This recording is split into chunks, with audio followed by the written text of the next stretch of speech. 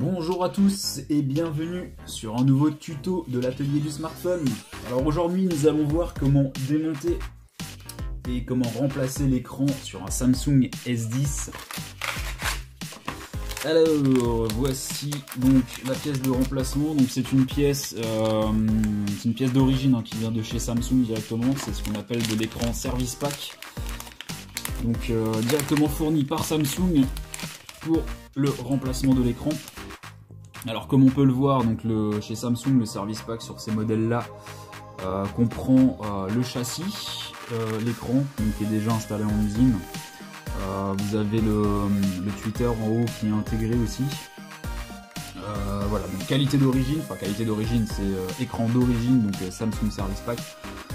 Voilà, moi je vous conseille de bosser avec ces pièces-là, tout simplement parce que vous allez retrouver les caractéristiques techniques d'un téléphone neuf. Comparé à de la pièce compatible que vous pourrez trouver sur le marché chinois qui coûte peut-être 40 € de moins sur l'écran, mais qui vous donnera certainement pas entière satisfaction et qui en termes de durabilité aussi posera certainement problème. Donc voilà le bébé. Donc là on se rend bien compte qu'il a pris un choc ici, donc il est complètement fracturé ici. L'écran fonctionne encore derrière, hein. Je vais vous montrer ça. Donc le téléphone fonctionne, simplement voilà, le LCD est mort à cet endroit. Il est mort à cet endroit ici aussi, donc on voit les traits de l'affichage. Le tactile fonctionne encore, mais l'écran est foutu quoi. Donc on se rend bien compte que de toute façon en plus le châssis il avait pris un petit pet ici, donc il aurait fallu le reprendre au Dremel ou à l'outil ou au tool de marbre.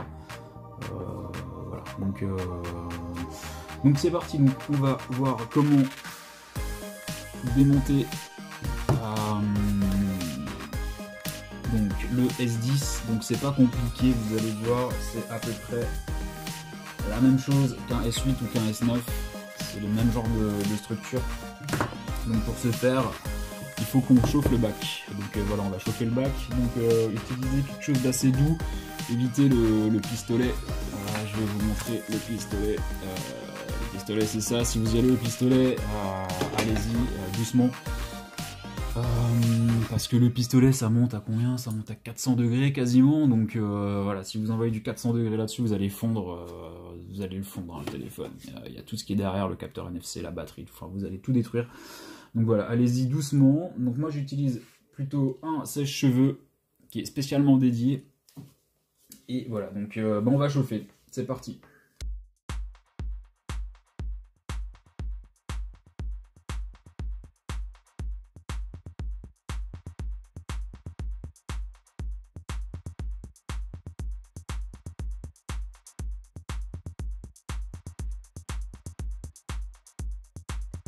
Ok, donc une fois qu'on est bien chaud, on va pouvoir attaquer avec notre iSesamo. Donc là je vais pas perdre de temps, je vais en profiter pendant que mon bac est bien chaud.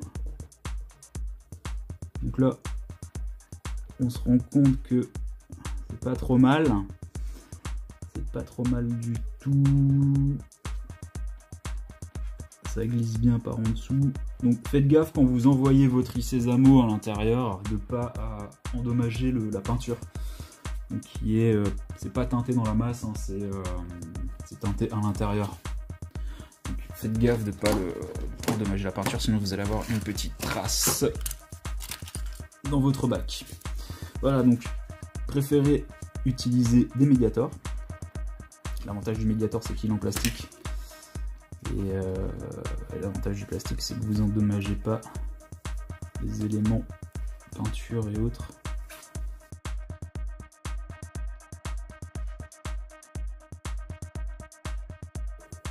Donc la partie la plus délicate sur le S10 comparé au S8 ou S9, c'est que là le bac en fait se diminue énormément à cet endroit, et là cette partie elle est collée dedans. Donc en fait vous allez avoir deux parties ici et là très fragiles.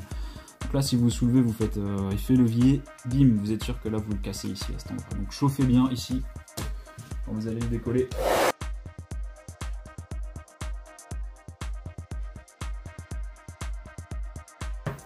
Bon, je pense qu'une minute de chauffe c'est pas trop mal. Le bac est presque brûlant, c'est ce qu'il faut. Et comme vous le voyez, je vérifie sur la caméra, on est bon, comme vous le voyez, ça se décolle plutôt bien. Pif paf pouf, on fait le tour, parce que le bac est collé sur le tour. Et voilà, on soulève tout ça, c'est proprement fait. On se rend compte qu'on n'a pas soulevé les stickers, donc on aura très peu de travail de repositionnement de stickers, on aura juste un peu de B7000 à rajouter pour retrouver un collage parfait.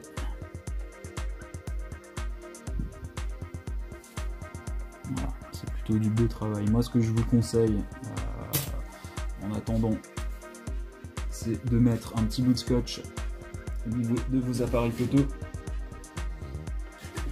pour la simple et bonne raison que s'il y a une poussière qui se promène, et bien au moins vous évitez de la prendre. Donc, tendez bien votre scotch hein, quand vous le posez dessus, pour éviter que le scotch vienne toucher l'objectif. Et là, vous allez salir l'objectif et c'est vraiment pas l'idéal parce qu'il faudra tout renettoyer après à l'alcool. Donc voilà, vaut mieux éviter. Là, au moins, il est conditionné bien, les poussières ne vont pas s'installer dessus pendant l'opération. On peut mettre notre back cover de côté et on va attaquer le téléphone qui est relativement chaud encore. Donc, je vais remettre mes gants parce que c'est bien utile. Alors petit rappel, hein, vérifiez bien que votre téléphone soit éteint au moment où vous l'ouvrez. Et vérifiez aussi que vous soyez ESD, c'est-à-dire que votre espace de travail soit ESD ou alors que vous-même vous soyez à la masse, par les pieds, par les mains, comme vous le voulez. ESD c'est Electrostatic Sensitive ou Sensitive Device. Pardon pour mon accent anglais. En gros, ça veut dire que vous êtes protégé contre les risques électro, contre les différences de potentiel entre votre corps qui est chargé électriquement et les éléments qui sont chargés. C'est-à-dire que si votre corps est chargé, vous touchez un élément, vous faites un petit court-circuit en fait avec un élément qui est fragile entre guillemets et qui peut, vous pouvez l'endommager à ce moment-là. Donc c'est pour ça qu'il faut être à la masse pour que vous soyez complètement déchargé électriquement. Voilà, alors avant de l'oublier, parce que ça on l'oublie souvent, retirez votre tiroir SIM ici. Et si vous l'oubliez, vous démontez tout, vous voulez enlever votre carte mère et bim, vous cassez tout parce que le tiroir SIM est resté dedans. Donc sur le S10, je vérifie que un tiroir SIM, donc un double SIM.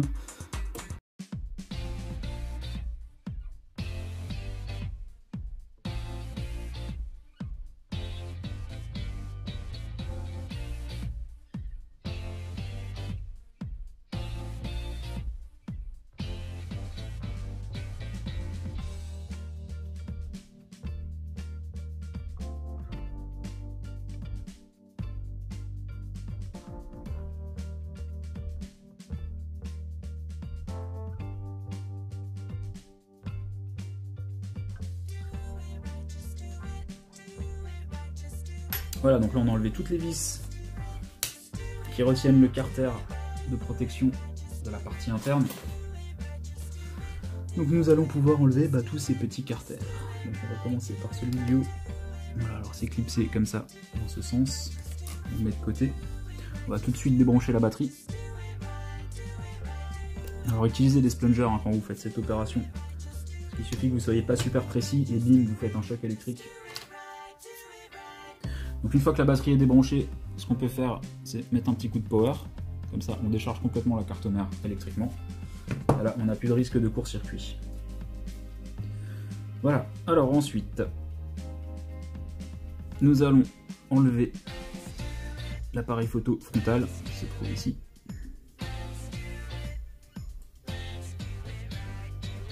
Placez-le dans un endroit où il n'y a pas de poussière, hein, ou alors vérifiez qu'au moment du remontage, vous n'ayez pas de poussière dessus.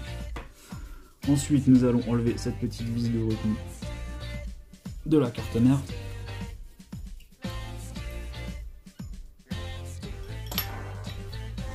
Nous allons dépluguer la nappe de l'écran. Nous allons aussi dépluguer la nappe du jack.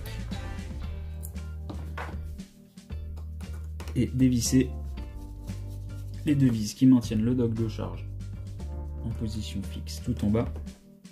Alors comme on le voit, la carte mère est complète, c'est pas comme sur le S8 ou sur le S9 où on pouvait démonter le dock de charge, c'est-à-dire que si vous endommagez votre dock de charge, vous pouvez le changer sans avoir de micro soudure à faire. Là ça va être beaucoup plus compliqué sur le S10, ça veut dire que si vous endommagez votre dock de charge ici, ça va vous coûter très cher de réparer parce qu'une micro soudure sur ce genre d'éléments c'est relativement cher. Voilà, donc ça c'est bon à savoir. Donc ici l'élément jack.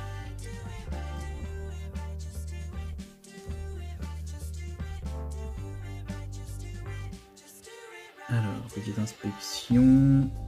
Prenez toujours le temps, n'allez jamais trop vite, prenez toujours le temps de tout vérifier, ce n'est pas une vis qui traîne ou autre. Donc là on se rend compte que la carte mère vient relativement bien.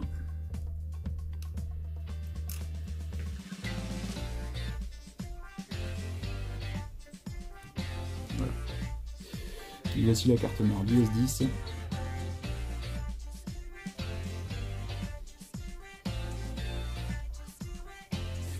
On la met de côté et on continue le démontage. Alors on se rend compte qu'il faut qu'on récupère la batterie.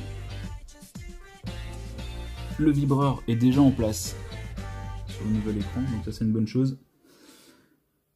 Il n'y a pas de thermique à rajouter. Le dissipateur cuivre est déjà posé, donc ça se fait par contact. Il va simplement falloir enlever les stickers de protection donc de l'appareil photo. Alors est-ce qu'on a à remettre les capteurs de proximité luminosité? Non, ils sont directement intégrés à la carte mère. Donc là aussi c'est grosse différence par rapport au S8 et au S9 où il fallait le démonter et le repluguer à ce niveau là. Donc ici nous allons vérifier que le speaker est exactement le même. Donc là on est bon. Donc en fait on a juste la batterie à récupérer, on aura les stickers à enlever et on pourra tout réintégrer dans le nouvel écran. Voilà.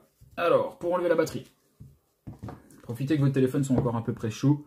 En général sur le S8, S9 ça s'enlève relativement bien. Alors sur le S10 on va voir, vous pouvez utiliser votre i-Sésamo. Alors faites gaffe, ne pincez jamais votre batterie ou alors ne la percez pas parce que là ça peut s'enflammer. Donc prenez toujours vos dispositions. Si vous avez un extincteur à proximité, mettez-le à proximité, on ne sait jamais.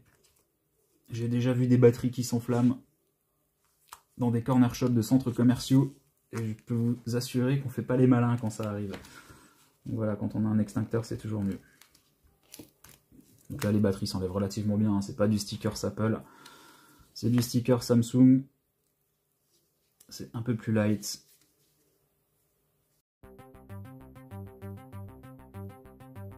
Le choix entre plusieurs double faces. Voilà, donc moi je vous propose celui-là. Il est terriblement fort et au moins ça ne va pas bouger dans le temps.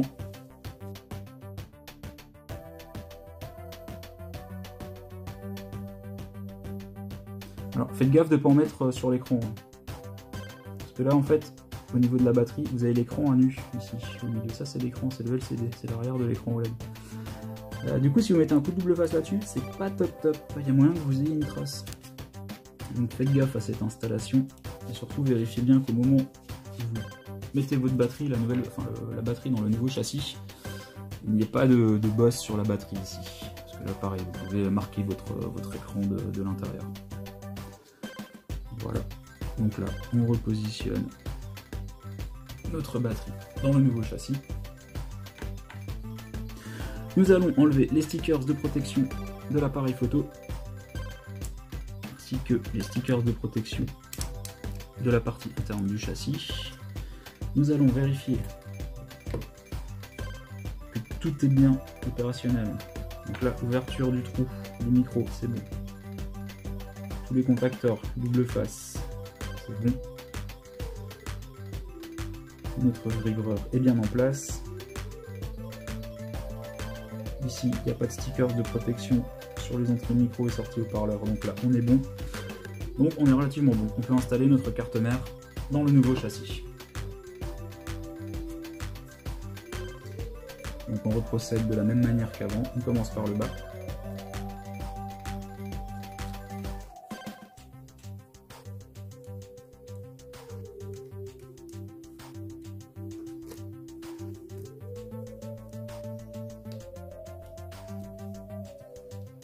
Voilà, alors une fois qu'on est en place, on va tout de suite remettre la vis de verrouillage de la carte mère avant de mettre les nappes et autres éléments. Faites attention quand vous vissez ici. Si vous ripez sur un des éléments ici, vous endommagez votre carte mère et là vous pouvez la remplacer. Autant vous dire que c'est assez onéreux, c'est le prix du téléphone, une carte mère. Et ici, donc, nous allons remettre nos deux vis au niveau du dock. Pardon, vous voyez pas grand chose.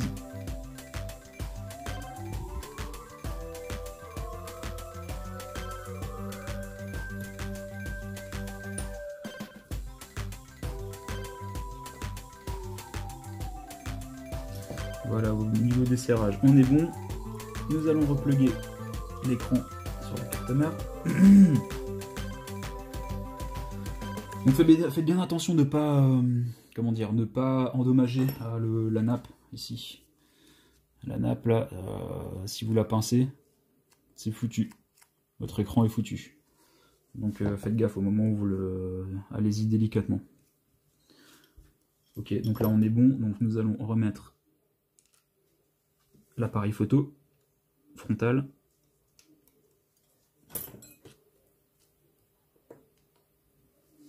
Voilà, il se met plutôt pas mal. Et nous allons aussi remettre le jack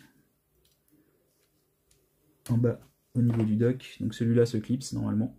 Voilà, donc ça fait un clic, il est dedans. Et ensuite on plug la nappe au niveau de la carte mère.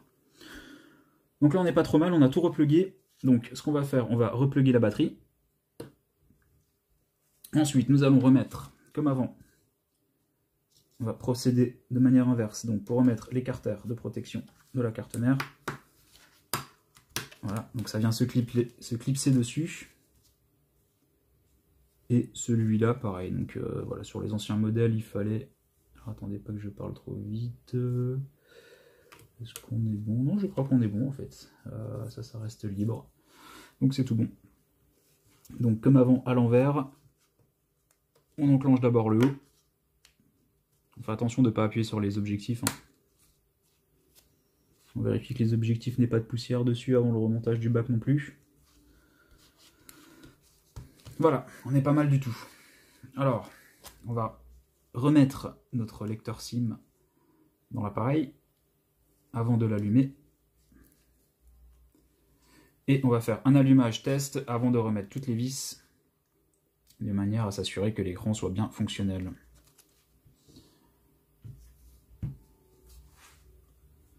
Voilà, donc là je sais pas si vous le voyez, mais il y a la protection sur chaque écran neuf, il y a une protection sur l'écran. Donc voilà, si vous avez l'impression qu'il y a quelques bulles dans l'écran, c'est simplement qu'il y a je vais vous montrer, voilà, il y a juste la protection dessus. C'est ce qu'on aime avoir quand on achète un téléphone neuf, et c'est ce que vous avez quand vous avez un écran service pack en remplacement standard. Pareil pour les pourtours, vous avez une protection, alors on ne le voit pas, mais vous avez une protection plastique sur tout le châssis que vous pouvez enlever. C'est-à-dire que si vous revendez le téléphone, vous pouvez dire bon bah voilà, il est reconditionné à neuf, le châssis est neuf, les boutons sont neufs, c'est du Samsung. C'est monté en usine, donc c'est pas un écran qui a été recollé dessus par un tiers, et c'est de l'écran d'origine, donc on est sur les caractéristiques d'origine.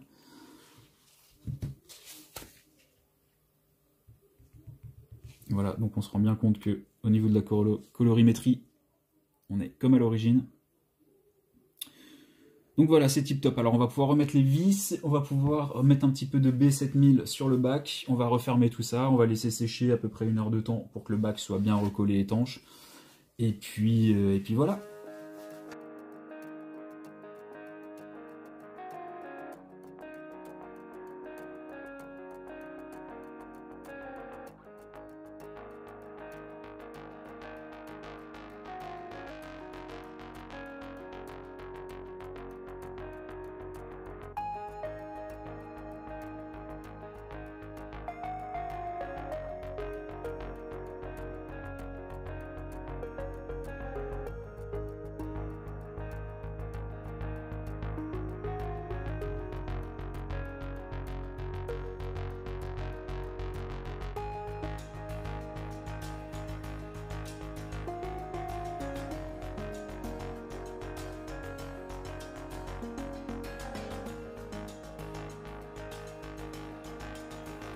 Voilà, donc là on est pas mal du tout.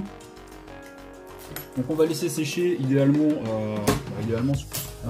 nous, notre client va revenir le récupérer tout à l'heure, donc il nous reste quoi? Il reste à peu près 2 heures, donc là le mieux on va le laisser sécher une bonne heure et demie.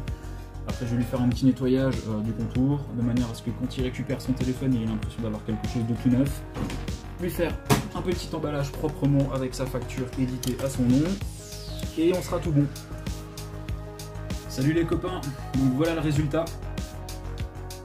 Alors un beau S10 tout neuf, on peut s'apercevoir que l'utilisation d'un cadre d'origine Service Pack redonne un aspect complètement neuf à votre téléphone. Donc voilà, n'hésitez pas, plutôt que de racheter quelque chose de reconditionné, si vous êtes sûr de votre téléphone, si vous êtes sûr qu'il n'a jamais été mis dans de l'eau, subi des chocs, s'il a toujours bien fonctionné, optez plutôt pour une réparation avec un écran, un échange standard Samsung, plutôt que de vous dire voilà c'est quand même assez cher, j'ai préféré racheter un autre téléphone.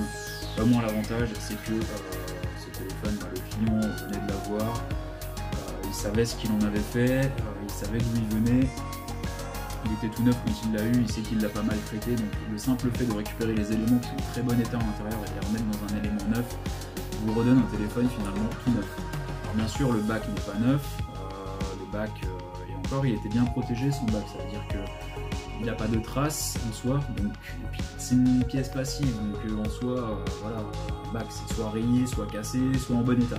En l'occurrence il est en bon état, donc voilà, il n'y a pas de raison de le changer. Au niveau de l'étanchéité, on va repartir sur une étanchéité standard, c'est-à-dire que bien sûr après une réparation on ne peut pas garantir une étanchéité comme un produit neuf, mais sachant que c'est de la pièce Service Pack et que l'écran est précollé sur un châssis Samsung, et que le back cover a été recollé avec une B7000 sur tout le pourtour, logiquement, il n'y a pas de risque. Le réparateur ne pourra pas vous le garantir, parce que voilà, contractuellement, c'est difficile de garantir une étanchéité après une réparation. Maintenant, sur le principe, dans les faits, ce téléphone est étanche. Même si sur le papier on ne peut pas le garantir, dans les faits il l'est. C'est ce qui importe le plus en fait finalement. C'est que le téléphone retrouve ses caractéristiques d'origine. Donc voilà, donc on a un S10 qui est de nouveau neuf comme à l'origine. Alors c'est pas des gants tactiles forcément, mais voilà, c'est une belle bête. Ne les mettez pas à la trappe, réparez-les, ça vaut toujours le coup de les réparer, et c'est mieux qu'en racheter un. Comme dit avec la pièce Service Pack. Voilà, donc j'arrête de tourner en rond, merci d'avoir regardé la vidéo, j'espère que ça vous aura plu, n'hésitez pas à vous abonner, n'hésitez pas à mettre un petit like, ça fait toujours plaisir, et je vous dis à bientôt sur la chaîne, allez ciao ciao.